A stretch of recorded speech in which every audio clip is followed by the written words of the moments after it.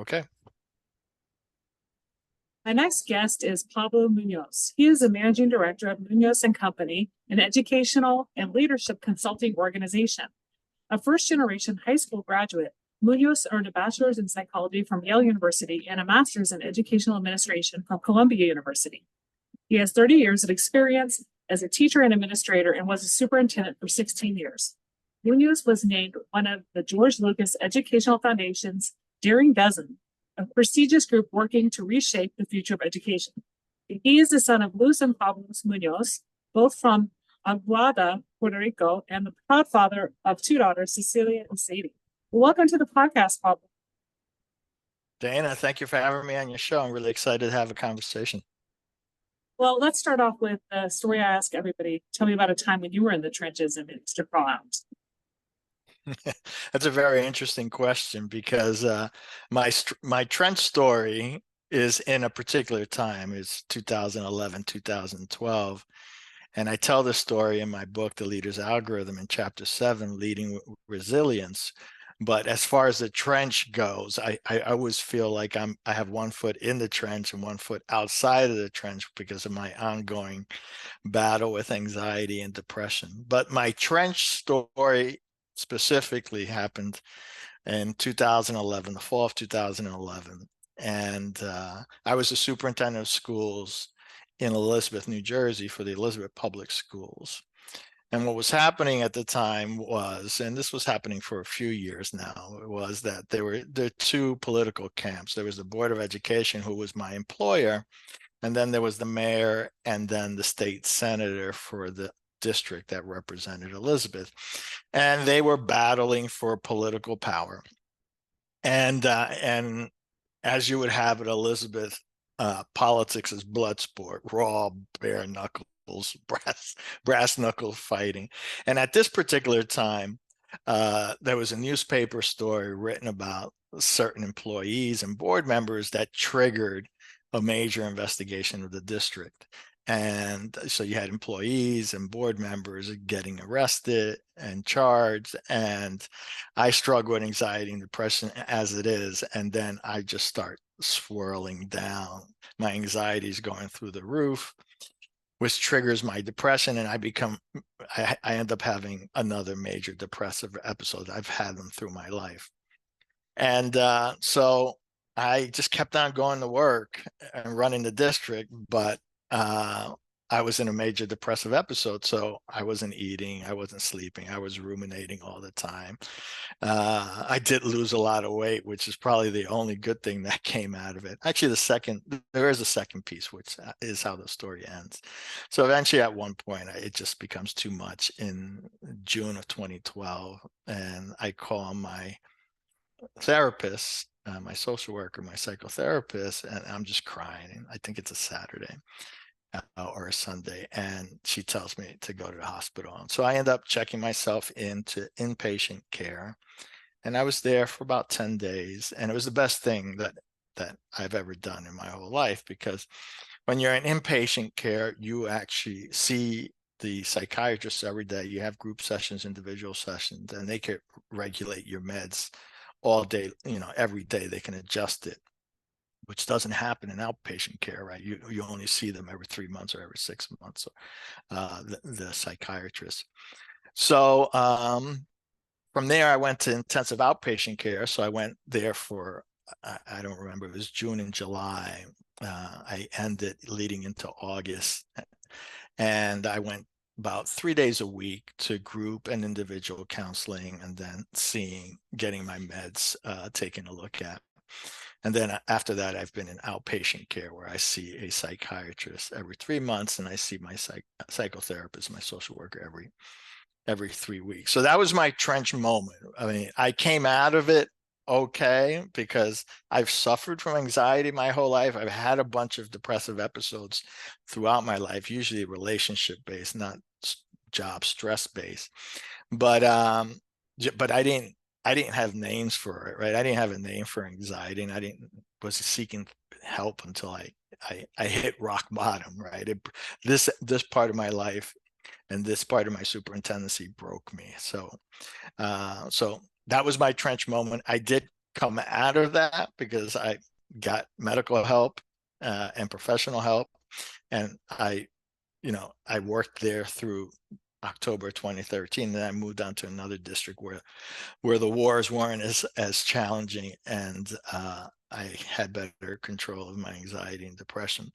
But so I got out of that trench. But like what I'm saying is, like, I'm a lifelong liver with anxiety and depression, and seeing my psychiatrist every 3 months and my psychotherapist every week. So it's an ongoing battle. So that's my trench story. Yeah, and it's really important to know that you took that initiative when you realized at the end of that school year things weren't going well, you weren't sleeping, you'd lost all this weight, to seek that care, to spend that time in the hospital, right?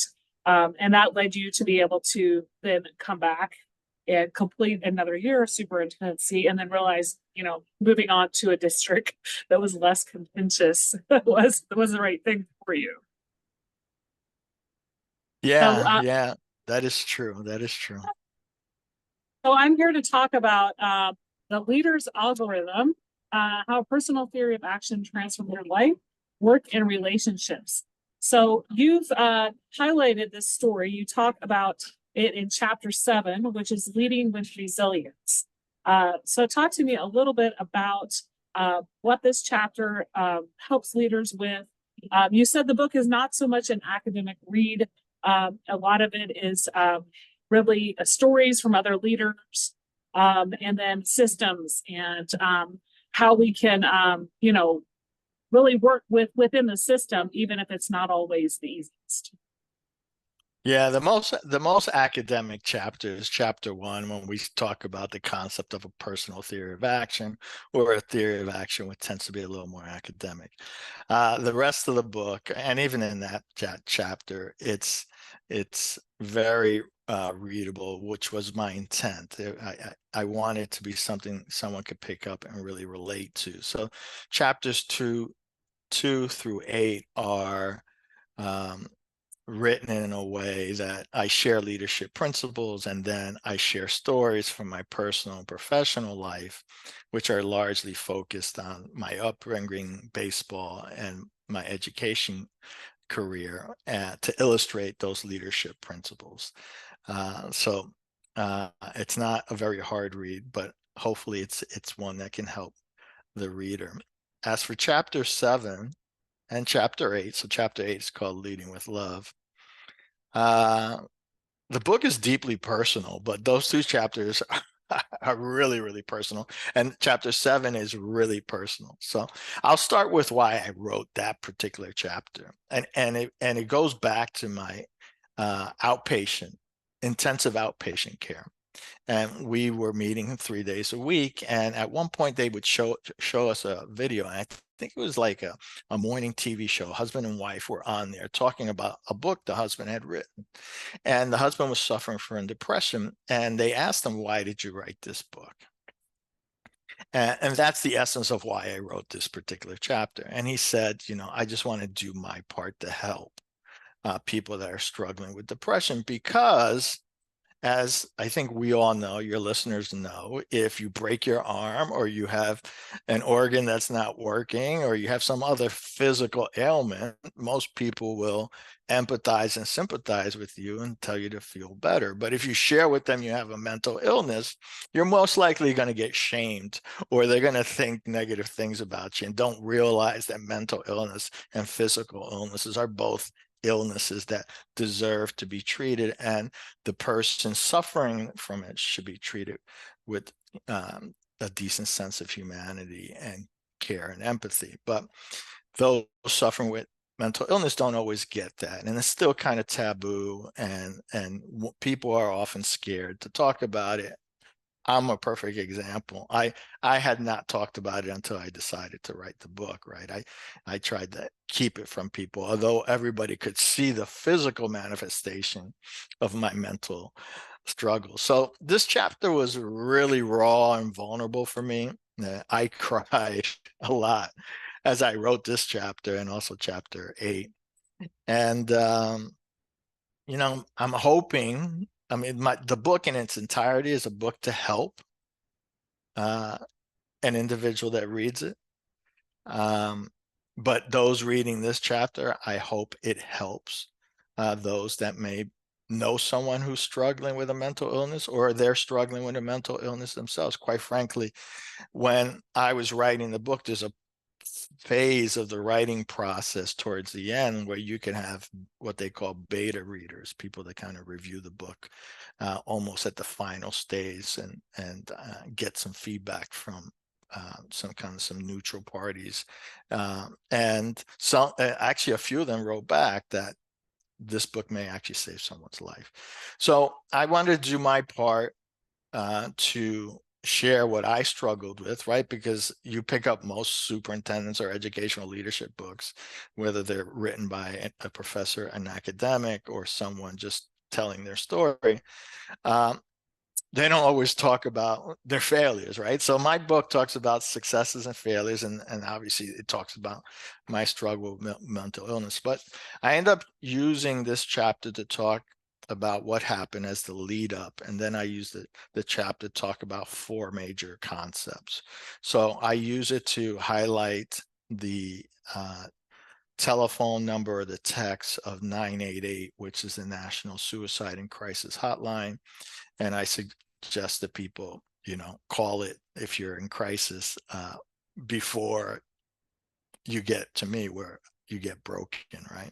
Or worse, right? Because this is the suicide and crisis hotline. So people that are really, really depressed are having suicidal ideations and may even have suicide plans. So before you get there, please dial 988 and get some help.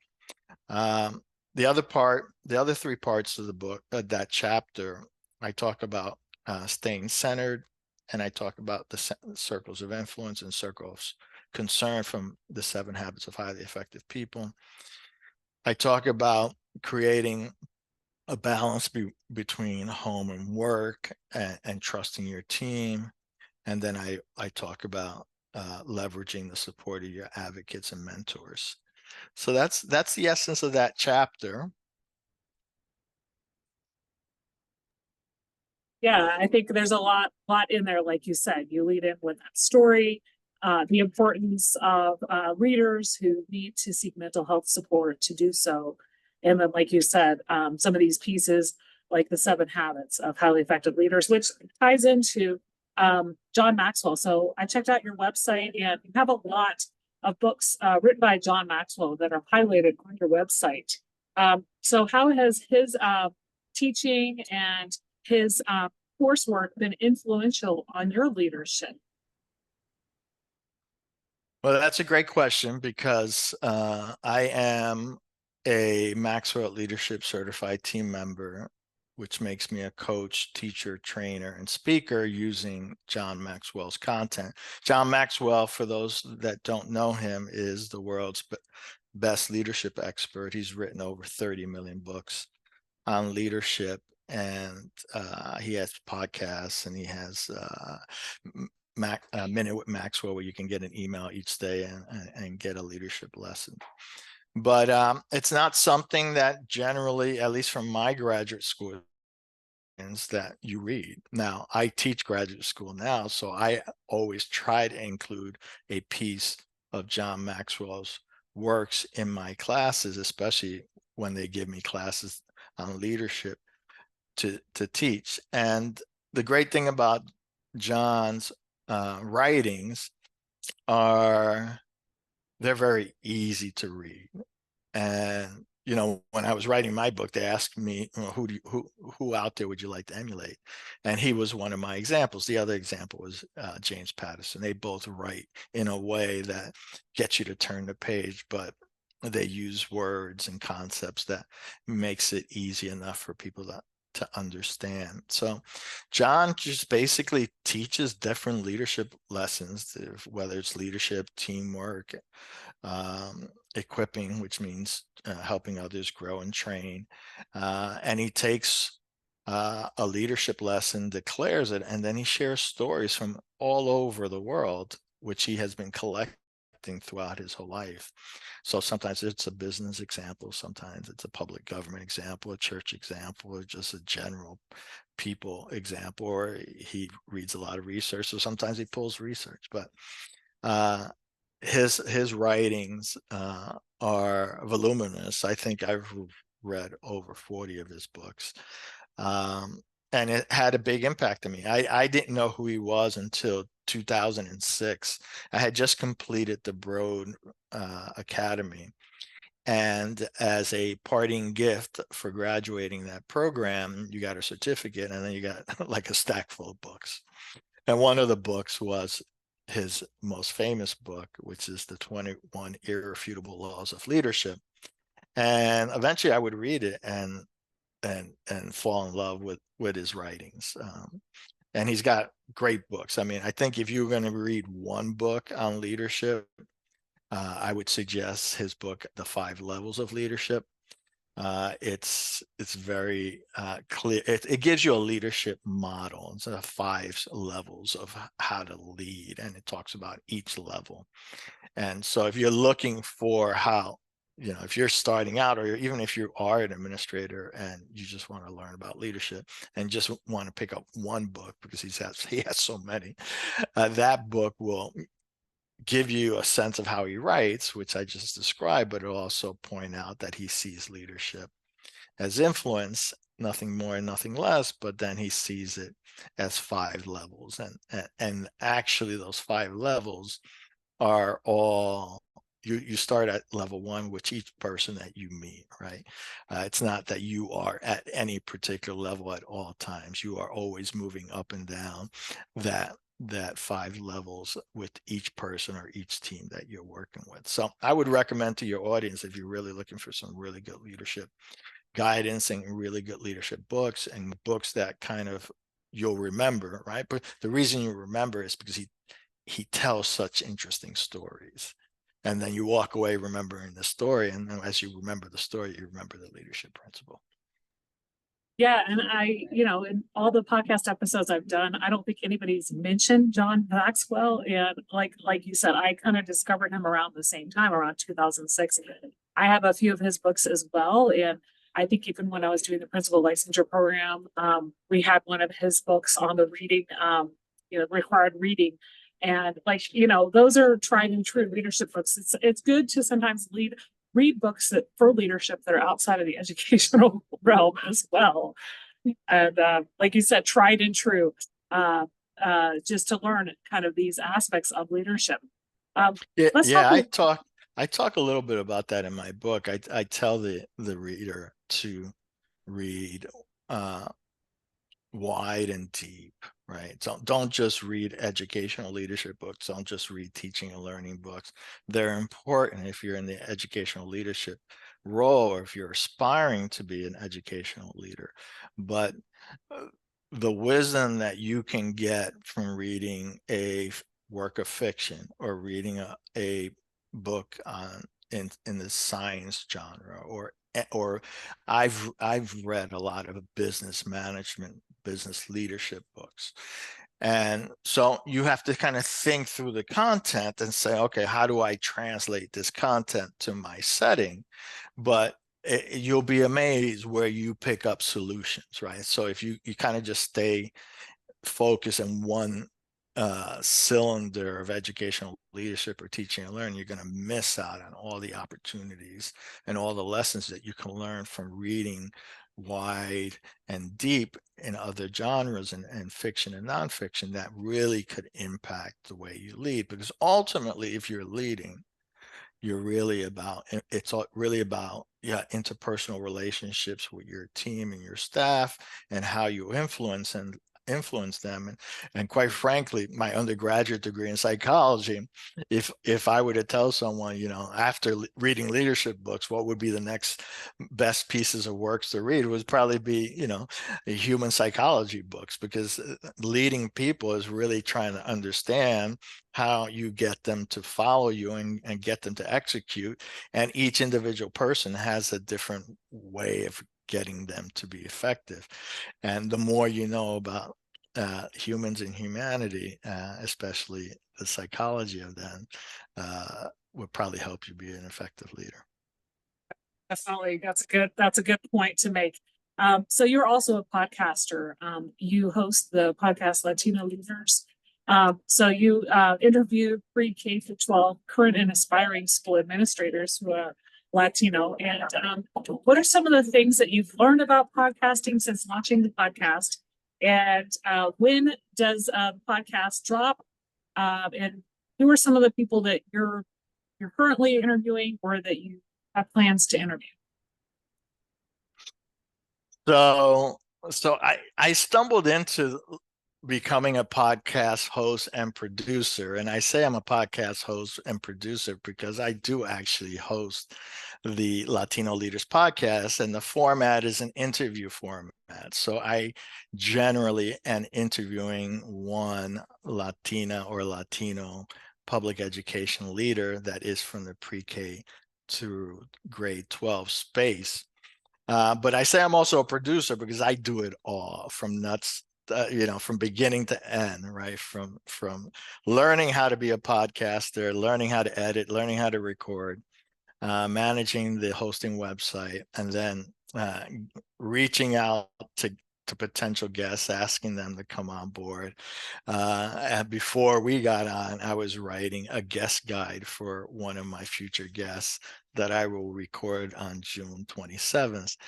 And so I learned a lot. And this will be my 16th podcast with regard to my book, The Leader's Algorithm. So I learned a little bit from each podcast that I have done an interview with, and kind of I've learned some things I liked and some things I didn't like, and some materials they wrote and some materials they didn't write. And then I kind of created my own thing. I did a lot of reading and research on how to be a podcaster, and one of the big lessons is, don't go out being broad. Find your niche, stay in your niche. And that's why my podcast is Latino Leaders. And that's why I focus in on Latinas and Latinos and Latinx and Hispanic public education leaders who have worked in the pre-K to 12 space, right? Because it became very niche, and that's where I stay. Sometimes I get a guest that wants to be on and doesn't fit that profile, and as much as I like to interview them, they're just not inside that space. So I don't. So I learned a lot. I mean, I have today interviewed, I think I have I've published 11 episodes. Next week will be 12. I've interviewed, I think, about 15. I have about 15 or 16 episodes, and I have 2 more coming up. And I have a bunch of other people who said yes, who need to follow through on it. But I've interviewed school leaders that are in the pre-K to 12 space. I've interviewed board members who were in the pre-K to 12 space, and those were always interesting. I interviewed a board member who is a leadership expert outside of his role as a board member. So we talked about being a board member, but we spent most of the episode talking about leadership, how he was a leader in the ministry for the Salvation Army, how he works now for John Maxwell, doing leadership in Latin America. I also interviewed nonprofit leaders, right? Because they also find their way into the pre-K to 12 space.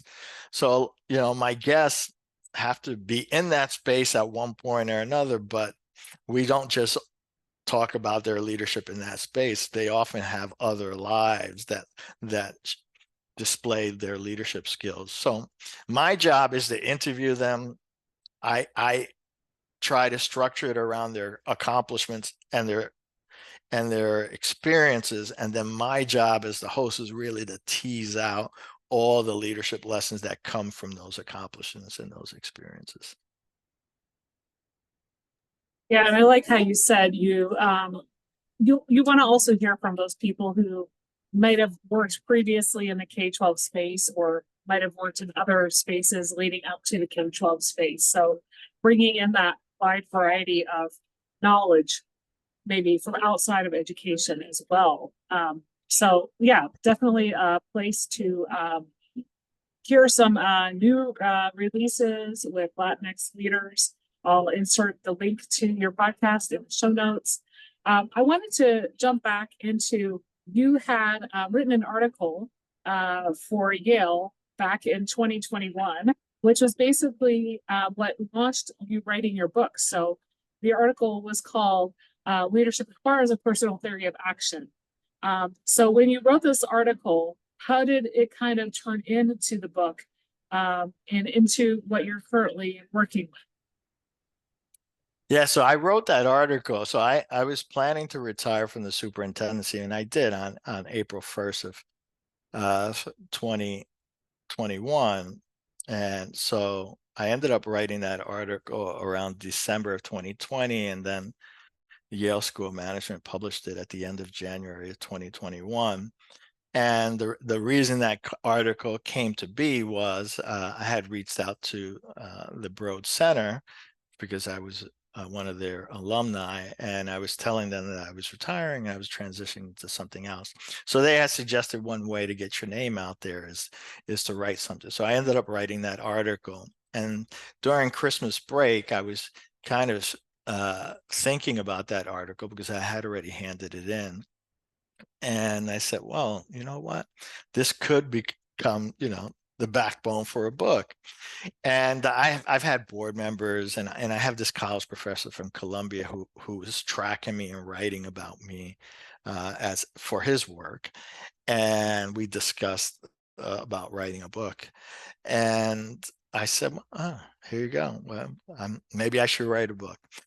And so I ended up sketching an outline, and then I ended up pitching the book to my publisher, and off we went. But that was kind of the jumping off place. The Broad Center thought I would be a good fit for them to publish because my undergraduate degree is from Yale, and I was part of the Broad Academy. And at this point in history, in 2020, the Broad Foundation had given the Yale School of Management $100 million to run their two flagship education programs. One is called the Broad Academy, where they train either sitting superintendents or high-level administrators to become superintendents or become high-level cabinet members in really large school districts. And that program is the one I went through, and it's a certificate program. They give you the training. It's one of the most impactful. It's actually was more impactful than my graduate school work. That really helped me understand the superintendency. The second program that they had was called the Broad Residency. That was like a 2-year program for people from all over walks of life that want to enter the education field and become leaders inside the education field. And when that first started, it was just kind of a residency. They taught you, and then they embedded you in a school district. And then I think along the way, they must have affiliated with a college to make it a master's degree. And now, if you go onto the Yale School of Management website, that program is no longer called the Broad Residency. It's I think a master's in public education from the Yale School of Management. So yeah, so that's how the book came about, and it was a jumping off place from the article that I had written. Yeah, and like I've interviewed other authors that, they wrote blogs, or they started writing on a topic for a while in blog posts over a series of posts, and that turned into a book. But the fact that you were getting ready to retire, you reached out to the Broad Academy about getting your name out there.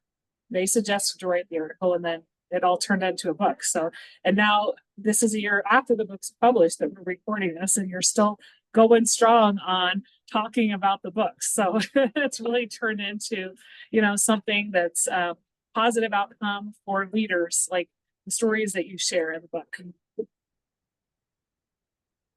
So out of everything we talked about today on the podcast, your struggle and your trench story, moving from the superintendency into retirement, John Maxwell, and some of the things you've learned in his institute in from reading his books. What's one thing you'd like leaders and other listeners to remember? Yeah, so great question. So the one thing I want the listeners to remember is, if you are stuck in a trench, or if you are in crisis, don't wait. Call or text 988 to reach the National's Suicide and Crisis Lifeline. They will connect you to trained counselors who will listen, understand how your problems are affecting you, provide support, and connect you to resources. Important. Where can people connect with you and find you online? Online, they can find me on LinkedIn as Pablo Muñoz. They can also find me at my website, themuñozcompany.com. I have some free resources there that has been growing in content from books that I recommend, like you said, articles that I've written and other people's articles. It's grown because now it has all the podcast episodes that I've done with regard to the Leaders algorithm. There's a page there on the Leaders algorithm. If you were to go there and request a free chapter of the book, you can do that. There are also downloadable documents that come out of that book. And now I have a page for the Latino Leaders podcast. So, like you were saying, like if I went back in time and thought about where I would be today, a published author and podcast producer and host, I would not have predicted that, but that's where I am today. They can email me at pablo@themuñozcompany.com. I can be reached there. I love talking to people. If I can be of help to your listeners, I'd be happy to do it. It was great having you on the Advent Churches podcast today and hearing more about your thoughts on leadership and resiliency. Thanks so much for being my guest. Dana, thank you for having me. I really enjoyed my time with you.